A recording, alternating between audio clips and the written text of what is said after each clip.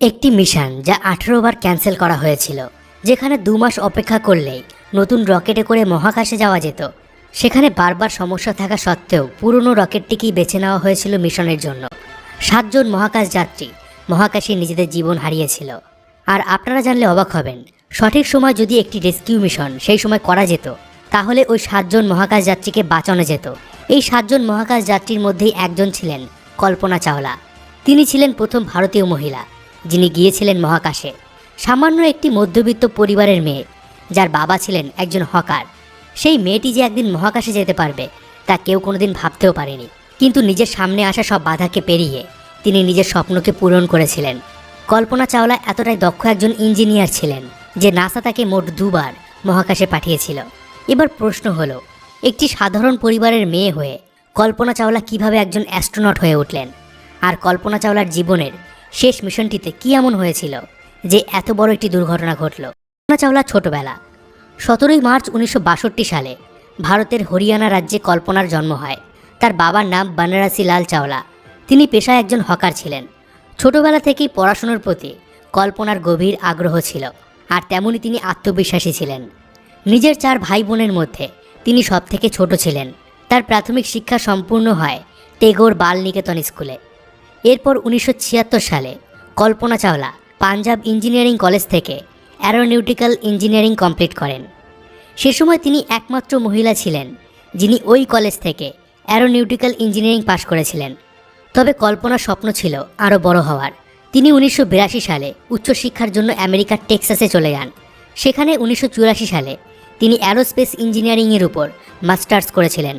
এই সময় তার পরিচয় হয় জিন পিয়েরে হ্যারিসনের সাথে, যার সাথে কল্পনা পরবর্তীকালে বিবাহ করেছিলেন। তবে এর পরেও কল্পনা নিজের পড়াশোনাকে বন্ধ করেননি। 1988 সালে তিনি অ্যারোস্পেস ইঞ্জিনিয়ারিং নিয়ে পিএইচডি করেন। ছোটবেলা থেকেই কল্পনার মনে মহাকাশ নিয়ে নানা ধরনের কৌতূহল ছিল। তিনি ছোট থেকেই স্বপ্ন দেখতেন একজন অ্যাস্ট্রোনট হওয়ার। আর পিএইচডি সম্পূর্ণ করার পর তিনি আমেরিকার মহাকাশ গবেষণা সংস্থা নাসার সাথে কাজ করতে শুরু করেন।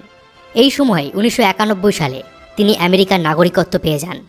নাসার সাথে কাজ করার সময় তিনি 1995 সালে নাসার মহাকাশে অ্যাস্ট্রোনট পাঠানোর প্রোগ্রামের সাথে যুক্ত হন, আর তিনি সেই মিশনে সিলেক্ট হয়ে যান। এরপর টানা 2 বছর ধরে কল্পনার ট্রেনিং চলে। এরপর 1997 সালে নাসা একটি মিশনের জন্য কল্পনা চাওলাকে বেছে নেয়। এটি ছিল কল্পনা চাওলার প্রথম স্পেস মিশন। এই মিশনে মোট 6 জন ক্রু মেম্বার ছিল। 19 নভেম্বর 1997 সালে কলম্বিয়া স্পেস শাটেলে করে কল্পনা তার জীবনের প্রথম মহাকাশ যাত্রা শুরু করেন। এখানে কল্পনার দায়িত্ব ছিল রোবোটিক আর্ম অপারেট করা। এই মিশনটির নাম ছিল STS-87। এই মিশনে তারা মহাকাশে মোট 15 দিন 16 ঘন্টা ছিলেন। মিশন শেষ করে কলম্বিয়া স্পেস শাটেলে করে তারা 5 ডিসেম্বর 1997 সালে ফিরে আসেন। কল্পনা চাওলার শেষ মিশন। কল্পনা চাওলার প্রথম মহাকাশ অভিযানের সফলতা দেখে নাসা তাকে দ্বিতীয় আরেকটি মিশনের জন্য বেছে নেয়।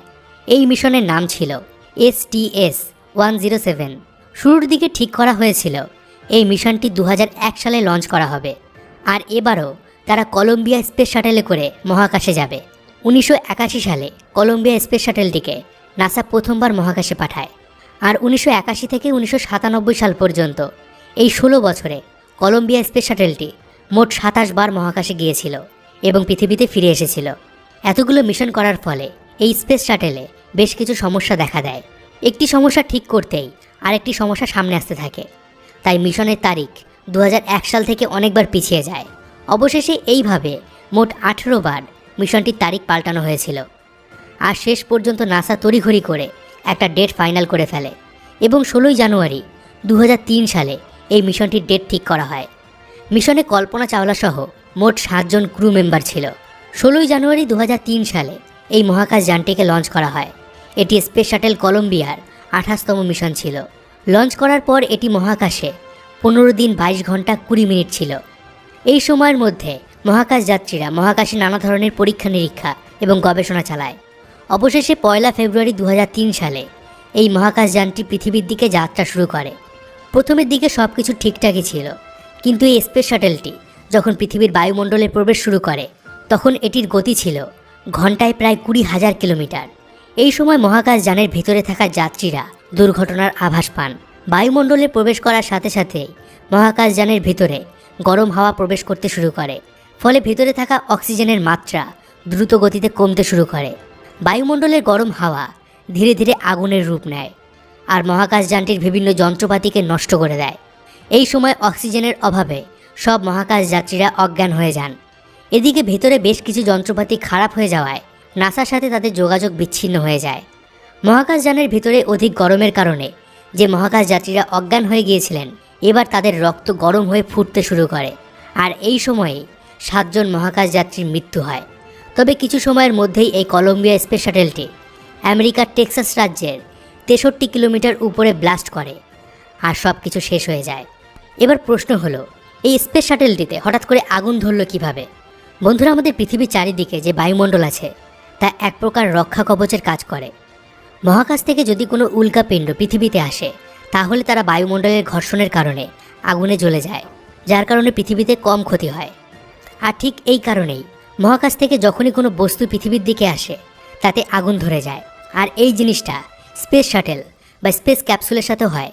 বিজ্ঞানীরা এই বিষয়টিকে খুব ভালোভাবে জানেন, তাই যাতে মহাকাশযানটি পৃথিবীতে ফেরত আসার সময় আগুনে পুড়ে না যায়, তাই এই স্পেস শাটেল বা স্পেস ক্যাপসুলের চারিদিকে হিট শিল্ড লাগানো হয়। এই হিট শিল্ডগুলো 2 থেকে 3000 ডিগ্রি সেলসিয়াস পর্যন্ত তাপমাত্রা থেকে মহাকাশযানটিকে রক্ষা করতে পারে, যার কারণে স্পেস শাটেলগুলো সুরক্ষিতভাবে পৃথিবীতে ফিরে আসতে পারে। এবার আপনার মনে প্রশ্ন আসবে, আচ্ছা, যদি হিটশিল্ড লাগানো থাকলে মহাকাশযানে আগুন ধরে না বা বায়ুমণ্ডলের গরম তাপমাত্রা মহাকাশযানের ভিতরে আসে না, তাহলে স্পেস শাটেল কলম্বিয়াতে কি হিটশিল্ড ছিল না? বন্ধুরা, এর উত্তর হলো হ্যাঁ, স্পেস শাটেল কলম্বিয়াতে হিটশিল্ড ছিল। এই স্পেস শাটেলটিতে খুব উন্নত মানের হিটশিল্ড লাগানো ছিল, কিন্তু এই হিটশিল্ড খারাপ হয়ে গিয়েছিল, আর সেটাও হয়েছিল মহাকাশযানটি লঞ্চ করার সময়। স্পেস শাটেল কলম্বিয়ার হিটশিল্ড ফেলিওর হওয়ার কারণ কি? হিটশিল্ড লাগানোর পরেও কেন স্পেস শাটেলে আগুন লাগলো? এই প্রশ্নটা নাসার বিজ্ঞানীদের চিন্তায় ফেলে দেয়। এরপর শুরু হয় তদন্ত। সেই সময় এই মহাকাশযানটি লঞ্চ করার একটি ভিডিও সামনে আসে, আর তাতেই এই রহস্য ফাঁস হয়। দেখা যায় লঞ্চ করার পর মহাকাশযানটি যখন পৃথিবী ছেড়ে বায়ুমণ্ডলে প্রবেশ করেছিল, ঠিক সেই সময় একটি ছোট্ট বস্তু এসে স্পেস শাটেলের বাঁদিকের ডানায় আঘাত করে। নাসা জানায় ওই ছোট্ট বস্তুটা হলো একটা হিট ইনসুলেটর ফোম। এটির ওজন প্রায় 1 কেজি। তবে এটি যখন স্পেস শাটেল কলম্বিয়াতে আঘাত করে, তখন এর গতি ছিল ঘন্টায় 920 কিলোমিটার। এত বেশি গতিতে একটি ছোট্ট ঢিলও একটি মহাকাশযানের অনেক বড় ক্ষতি করে দিতে পারে। আর সেখানে এটি ছিল একটি 1 কেজি ওজনের ফোম। মহাকাশে যখন কোনো রকেট পাঠানো হয়, তখন ছোট ছোট সমস্যাগুলোকেও বারবার খতিয়ে দেখা হয়, কারণ একদম সামান্য কোনো ভুলেও অনেক বড় দুর্ঘটনা হয়ে যেতে পারে। একটু আগে যে স্পেস শাটেলগুলোর কথা আপনাদেরকে বললাম, এগুলোকে মহাকাশে পাঠানোর জন্য বড় বড় রকেটের সাহায্য নেওয়া হয়, যেগুলোর সাথে স্পেস শাটেল যুক্ত থাকে। আর এই রকেটের ভিতরে যে জ্বালানি ব্যবহার করা হয়, সেগুলো হলো তরল অক্সিজেন এবং হাইড্রোজেন। এবার আপনারা নিশ্চয়ই জানেন যে আমাদের সাধারণ তাপমাত্রায় অক্সিজেন বা হাইড্রোজেন গ্যাসের আকারে থাকে, তাই রকেটের ভেতরে হাইড্রোজেন এবং অক্সিজেন যাতে তরল অবস্থায় থাকতে পারে এবং বাইরের তাপ ভেতরে যেতে না পারে, এই কারণে রকেটের গায়েও চারিদিক থেকে হিট ইনসুলেটর ফোম লাগানো হয়। আর এই হিট ইনসুলেটরগুলো ছোট ছোট ব্লকের তৈরি করা হতো।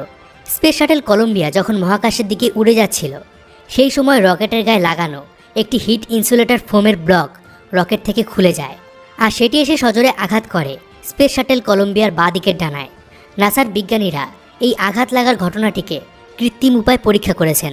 তারা দেখেন ওই 920 কিলোমিটার প্রতি ঘন্টার স্পিডে যখন 1 কেজি ওজনের একটি ফোম স্পেস শাটেলের ডানায় আঘাত করে, তখন স্পেস শাটেলের গায়ে যে তাপমাত্রা নিয়ন্ত্রণ করার কোটিং ছিল, সেখানে প্রায় 10 ইঞ্চির গর্ত হয়ে যায়। এখানে বিজ্ঞানীরা জানায় এই স্পেস শাটেল কলম্বিয়ার বাঁদিকের ডানায় যে গর্ত হয়েছিল, তাতে মহাকাশে যাওয়ার সময় কোনো রকম সমস্যা হয়নি। তবে স্পেস শাটেলটি যখন পৃথিবীর দিকে ফিরে এসেছিল, তখন মহাকাশযানটির ওই ফাটল দিয়ে বায়ুমণ্ডলের গরম হাওয়া মহাকাশযানের ভিতরে প্রবেশ করছিল, আর এই গরম হাওয়া মহাকাশযানের ভিতরের অক্সিজেনের পরিমাণ কমিয়ে দেয়, আর একটু পরে গরম হাওয়ার কারণে ভেতরে আগুন ধরে যায়। আর শেষ পর্যন্ত কল্পনা চাওলা সহ বাকি অ্যাস্ট্রোনটদের অত্যন্ত মর্মান্তিক মৃত্যু হয়। বন্ধুরা, কল্পনা চাওলা ছোটবেলা থেকেই মহাকাশে যাওয়ার স্বপ্ন দেখেছিলেন। সেই মহাকাশেই তিনি চিরতরে হারিয়ে যান। ভারত সরকার কল্পনা চাওলার প্রতি সম্মান জানাতে ঠিক করে ইসরো এর পর থেকে যে সমস্ত আবহাওয়ার স্যাটেলাইট মহাকাশে পাঠাবে, সেগুলোর নাম কল্পনা চাওলার নাম অনুযায়ী রাখা হবে। এছাড়া কল্পনা চাওলার নামে বেশ কিছু স্কলারশিপও বের করা হয়, যাতে ছাত্রছাত্রীরা মহাকাশ বিজ্ঞান নিয়ে উচ্চশিক্ষা অর্জন করতে পারে। অন্যদিকে নাসা কল্পনা চাওলার নামে একটি সুপার কম্পিউটার তৈরি করেছে এবং মঙ্গল গ্রহে কল্পনা চাওলা সহ বাকি 6 জন মহাকাশ যাত্রীর নামে বেশ কিছু পাহাড়ের নাম রাখা হয়েছে।